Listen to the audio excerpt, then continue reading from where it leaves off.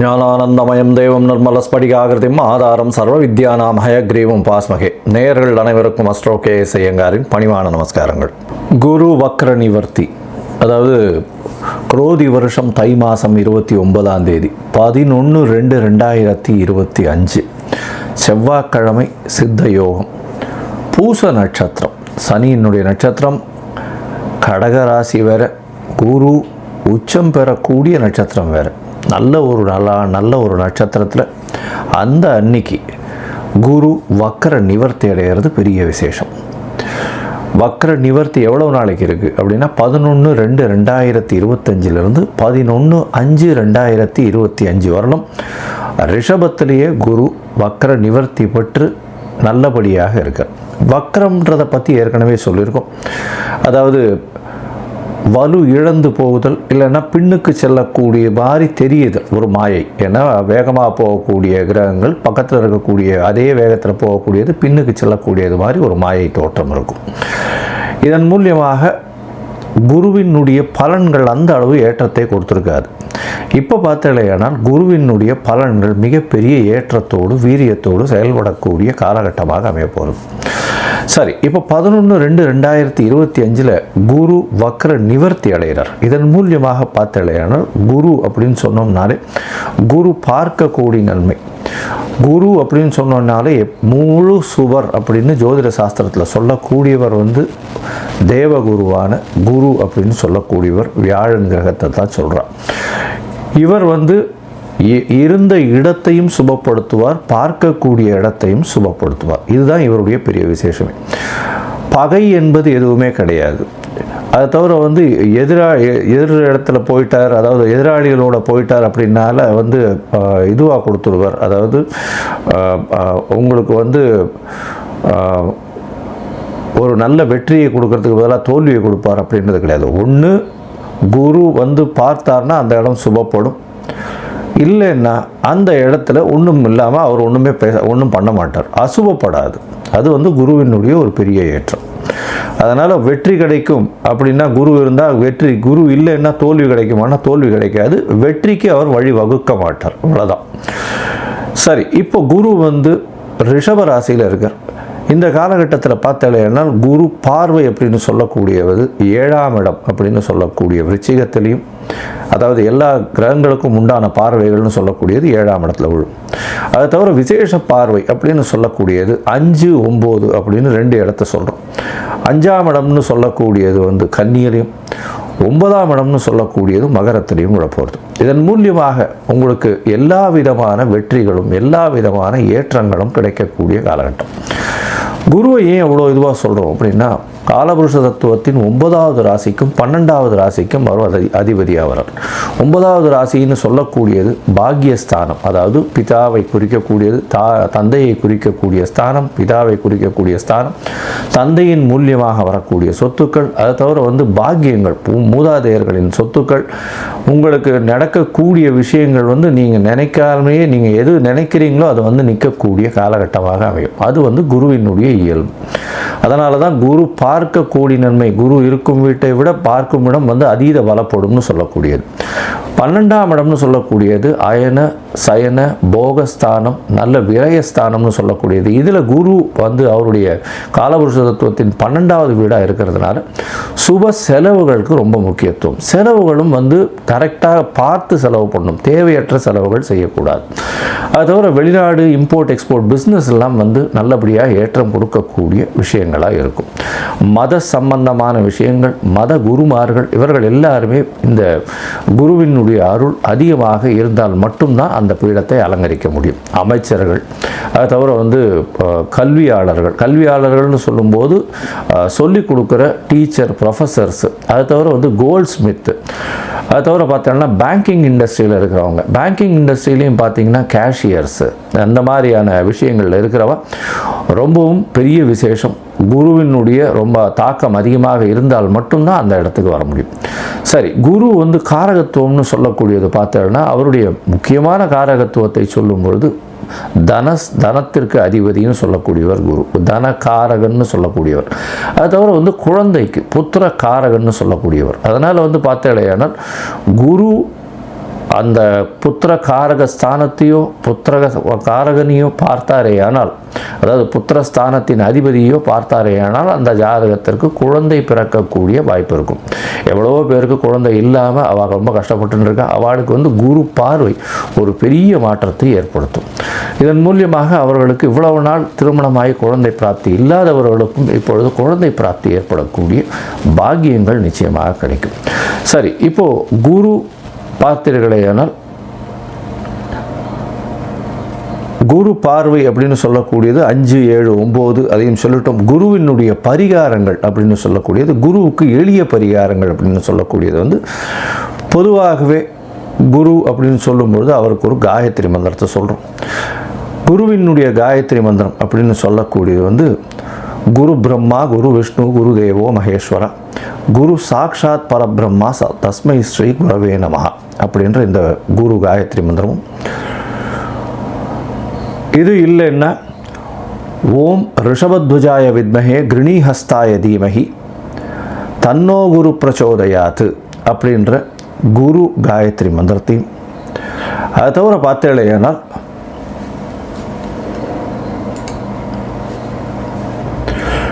குரு தேவாய வித்மஹே பிரம்மானந்தாய தீமஹி தன்னோ குரு பிரச்சோதயாத்து அப்படின்ற இன்னொரு காயத்ரி மந்திரமும் இருக்குது. இது எல்லாத்தையுமே நான் வீடியோவில் அட்டாச் பண்ணி போடுறேன். உங்களுக்கு நீங்களும் பார்த்து பயனடைங்க. இந்த குருவினுடைய காயத்ரி மந்திரம் ஒரு நாளைக்கு 3 தடவையாவது, அதாவது இந்த குரு கோச்சார குரு அந்த அளவு ஏற்றத்தில் இல்லாதவர்கள் கண்டிப்பாக சொல்லணும்.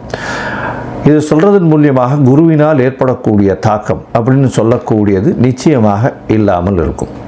சரி, இதற்கு பிறகு பார்த்தேனால் குருவுக்கு அப்படின்னு சொல்லும்போது அரச மரம், விநாயகர், அதை தவிர சந்தன மரம், அதை தவிர குருவுக்கு அப்படின்னு சொல்லும்பொழுது தட்சிணாமூர்த்தி,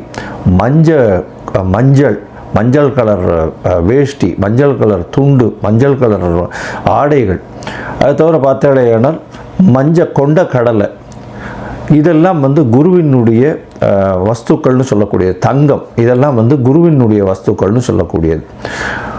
இது குருவை பற்றி சொல்லும்போது சொல்லிட்டே இருக்கலாம். குரு அப்படின்னு சொன்னோமே ஆனால் குருவினுடைய எளிய பரிகாரங்கள் சொல்லக்கூடியது வியாழக்கிழமையில் மூக்குக்கடலை சுண்டல் அருகில் இருக்கக்கூடிய தட்சிணாமூர்த்தி கோவில்லையோ சிவன் கோவில்லையோ இல்லை விஷ்ணு கோவில்லையோ உங்களால் முடிஞ்சது சனிக்கிழமை அன்றைக்கி ஆஞ்சநேயருக்கோ கொண்டு போய் பண்ணிட்டு வர்றதன் மூலியமாக உங்களுக்கு குருவினால் ஏற்படக்கூடிய தாக்கங்கள், அதாவது பிரச்சனைகள் நிச்சயமாக குறையும். பிரச்சனைகள் என்ன வரும் அப்படின்னா, குருவின் மூலியமாக வரக்கூடிய பிரச்சனைன்னு பார்த்தீங்கன்னா பண முடை வரும். எப்படி வரும்னா, தன காரகன்றதுனால உங்களுக்கு வர வேண்டிய பணம் அந்த காலகட்டத்தில் வராது. அதனால் பண முடை வரக்கூடிய வாய்ப்புகள் அதிகம். அது தவிர புத்திர பாக்கியம் ஏற்படுவது கொஞ்சம் தள்ளி போகக்கூடிய காலகட்டமாக இருக்கும். ஏன்னா இது ரெண்டுத்திலையுமே மிகுந்த இது காரகத்துவம் பெற்று இருக்கிறதுனால பொதுவாகவே கோச்சாரத்தின் மூலியமாக சிறு தடங்கள் வரக்கூடிய காலகட்டம். யார் யாருக்கு குரு சரியாக இல்லையோ அவர்களுக்கு இந்த எளிய பரிகாரங்கள் சொல்கிறேன். இதை தவிர ஒரு ராசிக்கும் நம்ம பேசும்பொழுது அந்த ராசியில் என்ன ஏற்றம் இருக்குது அப்படின்றத பார்த்துட்டு அந்த ராசிக்கு எந்த கோவிலுக்கு போனால் நல்லபடியாக இருக்கும் அப்படின்றதையும் சொல்கிறேன். இப்போது மேஷம் முதல் மீனம் வரை குரு வக்ர நிவர்த்தி என்ன பலன்களை கொடுக்கும் அப்படின்றத பார்ப்போம். அதற்கு முன்னாடி என்னுடைய மொபைல் நம்பர் ஸ்க்ராலிங்கில் போயின்னு இருக்கும். உங்களுக்கு அஸ்ட்ராலாஜிக்கல் கன்சல்ட் தேவைப்பட்டது ஆனால் எனக்கு ஃபோன் பண்ணுங்க. உங்களுடைய date, time, place of birth, உங்களுடைய பெயர், உங்களுடைய தாய் தகப்பனார் பெயர் இதுவரையிலும் எனக்கு அனுப்புங்க. நான் என்னுடைய கட்டணம் என்ன அப்படின்றத போடுறேன். அதுக்கப்புறம் உங்களுடைய ஜாதகத்தை போட்டு ஜாதகத்தில் சந்தி இருக்கான்னு பார்த்துட்டு, அந்த சந்தி இருந்ததே ஆனால் நட்சத்திர சந்தி, நட்சத்திர பாத சந்தி, லக்ன சந்தி, லக்ன பாத சந்தி இதெல்லாம் பார்த்துட்டு உங்களுடைய ஜாதகத்தை போட்டுட்டு அதற்கப்புறம் உங்களுடைய தசாபுக்தி அந்தரம் சூக்ஷ்மம் இதன் மூலியமாக இன்றைய கோச்சாரத்தின் விளைவாகவும் என்னென்ன பலன்கள் இருக்குன்றதை பார்ப்போம்.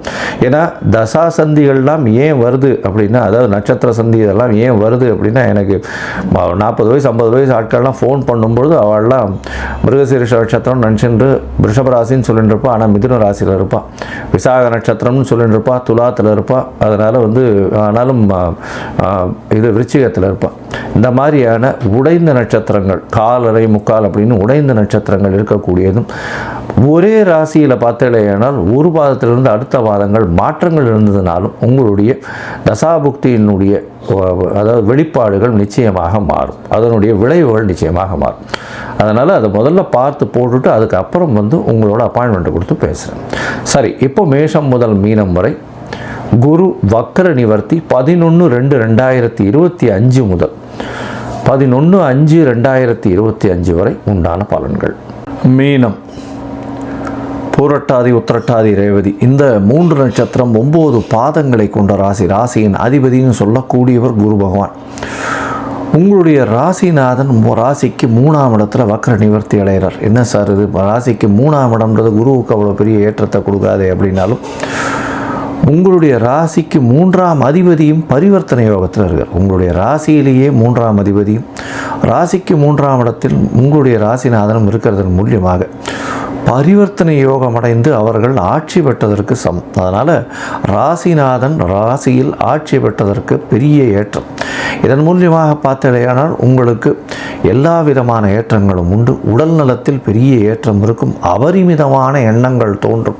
எல்லா விதத்திலும் வெற்றி கிடைக்கக்கூடிய வாய்ப்புகள் உண்டு. உடல் நலத்தில் நல்ல ஏற்றம், தீர்க்க சிந்தனைகள் இருக்கக்கூடிய காலகட்டமாக அமைகிறது.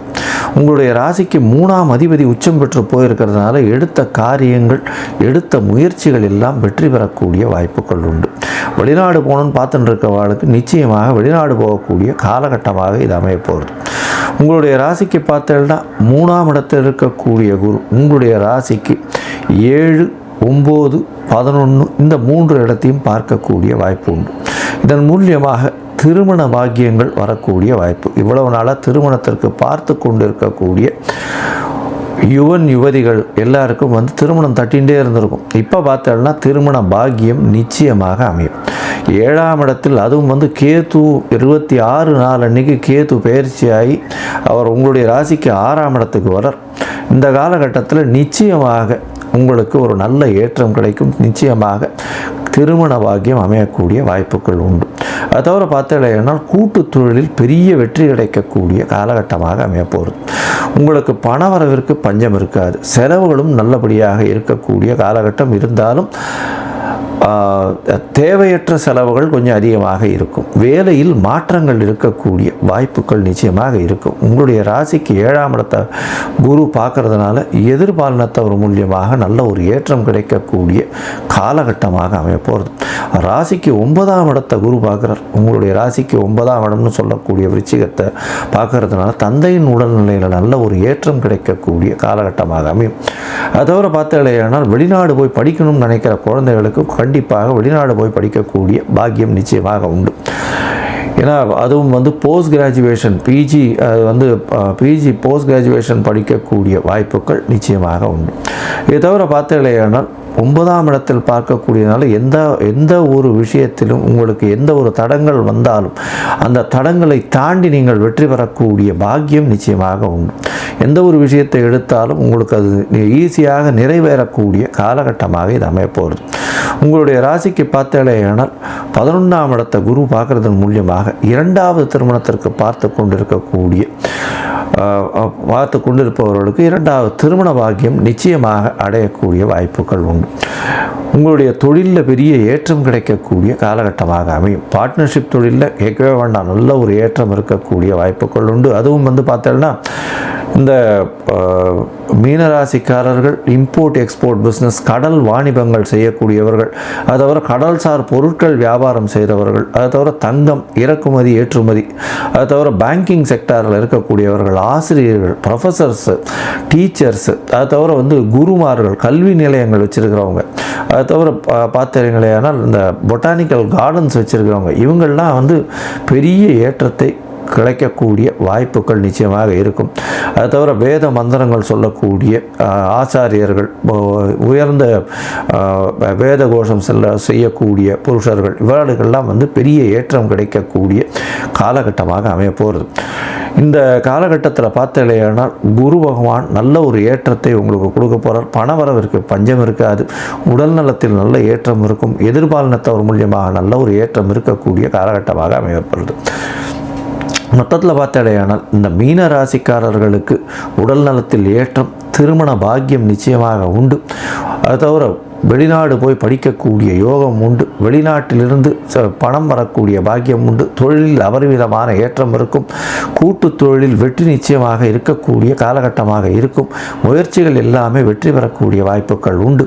மறைந்த இடத்திலிருந்து திடீர் பணவரவு வரக்கூடிய வாய்ப்பு, வெளிநாடு சம்பந்தமாக திடீர் நல்ல விஷயங்கள் வரக்கூடிய வாய்ப்புகள் நிச்சயமாக உண்டு. உங்களுடைய ராசிநாதன் உச்சம் பெற்று ஆட்சி பெற்று போனதற்காக எது எடுத்தாலும் வெற்றி கிடைக்கக்கூடிய பாக்கியம் இருந்தாலும் சனி பகவான் 12ஆம் இடத்தில் இருந்து உங்களுக்கு 7.5 சனி போய்கொண்டிருக்கிறதுனால் தேவையற்ற செலவுகள் கொஞ்சம் அதிகமாக இருக்கக்கூடிய காலகட்டமாக அமையும். இந்த காலகட்டத்தில் 75லிருந்து 80 விழுக்காடுகள் உங்களுக்கு மிகப்பெரிய ஏற்றம் இந்த வக்கர நிவர்த்தியின் மூலியமாக, குருவின் மூலியமாக வரும் அப்படின்றதையும், நீங்கள் அருகில் இருக்கக்கூடிய ஓமாம்புலியூர் அப்படின்ற கோவிலுக்கு போயிட்டு அங்கே புலியூரில் போய் அங்கே இருக்கிற குரு பகவானை சேவிச்சுட்டு வர்றதன் மூலியமாக உங்களுக்கு எல்லா விதமான ஏற்றமும் மாற்றமும் வந்து தீரும்.